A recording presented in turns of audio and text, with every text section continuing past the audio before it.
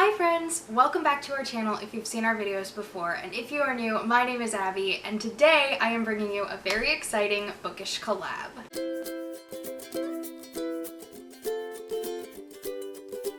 Our friends Heather from The Disney Housewife and Nina from Wrestling with Disney put together this awesome World Book Day collab because there are quite a few of us Disney YouTubers who are also big readers. Basically, the idea is that we would be assigned a fellow YouTuber, we would recommend them 3 books, then they would pick one of those books and review it on their channel. I recommended books to Nina, so I am so excited to see her thoughts, so I will definitely link her and everyone else's channel in the description so you can go and check out everybody who's involved. I got recommendations from our friend Mariah from Mariah's Whole New World, and let me just say she nailed the recommendations. So the 3 books that she recommended to me were Reflections on the Psalms by C.S. Lewis, The Wild Orchid by Cameron Doki, and Children of Blood and Bone by Tomi Adeyemi. I love C.S. Lewis. Narnia is my favorite series of all time, you guys know this, but I also love some of his nonfiction work, which would be Reflections on the Psalms, and I was obsessed with Cameron Doki books in middle school. Like, seriously, like they were all I read for a solid year of my life. But ultimately I decided to go with Children of Blood and Bone for several reasons, but mainly just that I had heard a lot about it and I'd heard a lot of mixed feelings about it, so I was curious to see what I would think. So Children of Blood and Bone is about a girl named Zaylee who lives in a world where magic has disappeared. There are basically 2 kinds of people. There's like the people who can't do magic or shouldn't be able to do magic, and then there's the diviners who used to be able to do magic before it disappeared, and now they are abused and mistreated and put down on the low rungs of society. Zaylee is a diviner, though her father and brother are, forgive me if I butcher any of the names in here, Cosidon? The non-magical people. But her mother was a super powerful magi, so that's kind of where she gets the magical blood from. But when Zaylee runs into the princess who has an artifact that could bring magic back, she starts on a quest that she wasn't really looking for, but might just change the fate of her whole world. So I went into this book not really sure what to expect. Some people I know really loved it, like Mariah. Some people I know really didn't like it that much. But I am happy to report that I really enjoyed myself reading this. I read it in like 2 sittings. It's one of those books that like puts the pedal to the metal and just doesn't stop until the last page.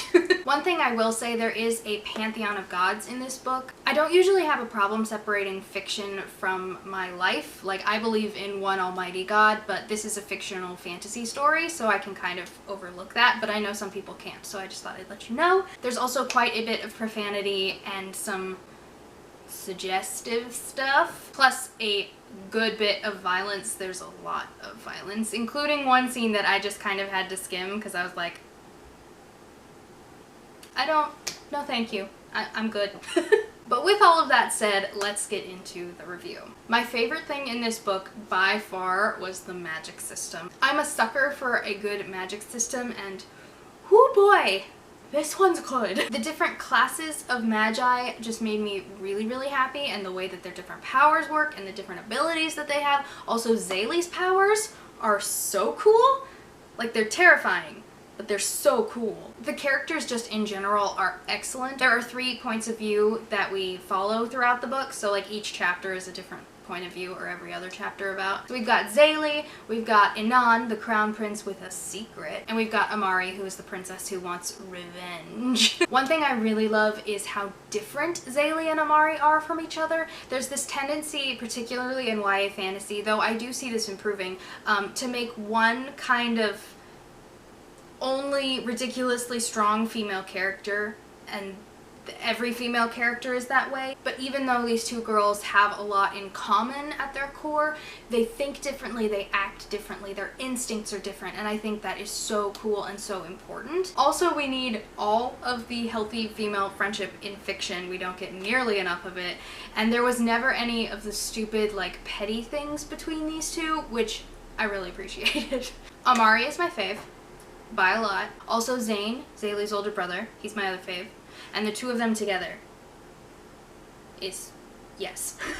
Zaylee is so cool as a kick-butt protagonist. Like, she's angry, but she doesn't let it destroy her. Like, she uses it to fuel herself and push herself, and I think it's really, really cool the way that her character is written. I think she's really unique and totally justified in pretty much every decision she makes. Now, Inan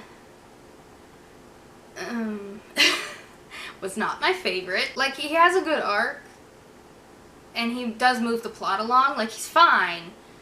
He's just not my favorite. You know who he reminds me of the most, if I was to compare him to another fictional character, would be Kylo Ren. Actually, if you are a Reylo stan, Inan and Zaylee's relationship is gonna be for you. Like, there's a lot of similarities there, actually, now that I think about it. There's a lot of parallels there. So, Reylo stans, you should probably check this book out. I think you'll probably like it. The plot of the book was absolutely epic. Like, it's a good old-fashioned questing story, and I love me one of those. You got your evil kings, you got your magic relics, you got your mini-bosses, mentors dropping like flies, enemies to lovers romance, a chosen one. Like, all the classic tropes are here, but they're done in such a unique way that it's really cool to, like, I wasn't even thinking about the tropes as I was reading and thinking like, oh, this is really tropey. But once I was finished and I looked back on it, I was like, wow, there's a lot of tropes in here, but they're used in such a cool way that you kind of don't notice it when you're reading. You're just caught up in the story, or at least I was. So overall, I really enjoyed this book. I think I'm gonna give it a solid 4 stars. There were a couple of things that keep me from giving it like the full 5 stars, and I'm very intrigued to pick up the next one. So bravo, Mariah, you nailed it. If you liked this video, please give it a thumbs up and let me know in a comment down below if you've read Children of Blood and Bone and what you thought of it. Subscribe to our channel if you like more of the Disney sort of magic rather than the soul reaping sort of magic, and be sure to check out the links to all of the other ladies who are participating in this collab. I'll have them all in the description so you can go and get all of the book recs today. Happy World Book Day, my friends, and I'll see you in the next video. Bye!